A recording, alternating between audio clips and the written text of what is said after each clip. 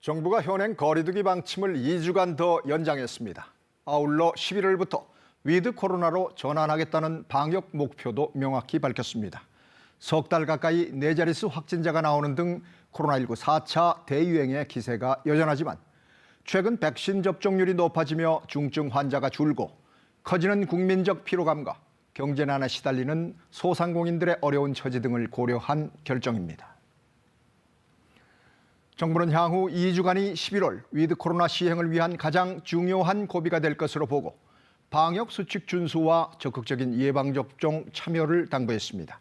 또 오늘부터 이어지는 사흘 연휴 기간에 모임과 이동을 가급적 자제해 줄 것도 요청했습니다. 정부의 이 같은 방침 발표는 두 가지 배경으로 요약됩니다.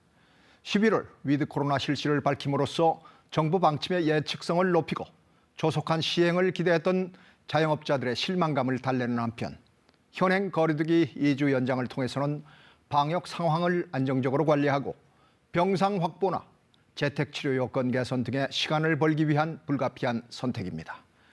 정부는 우선 백신 접종 가속화에 사활을 걸고 있습니다.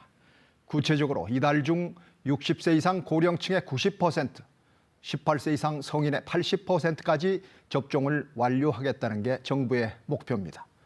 백신 물량이 충분히 확보된 만큼 목표 달성이 가능할 것으로 예상됩니다. 미접종자에 대한 접종률을 높이는 데도 특히 신경 쓰고 있습니다. 오는 18일부터는 미접종자에게 예약 없이 당일 접종을 전면 허용할 계획입니다. 1, 2차 접종 간격도 6주에서 4, 5주로 줄인 만큼 접종 완료율도 종전보다 빠르게 높아질 것으로 보입니다. 정부의 발표대로 향후 2주를 포함해 10월은 위드 코로나로 가기 위한 가장 중요한 한 달입니다. 백신 접종률은 최대한 높이고 신규 확진자 확산 속도는 최대한 낮추고 동시에 병실과 의료 인력 등 총체적인 방역 인프라를 조속히 확충해 나가야 합니다.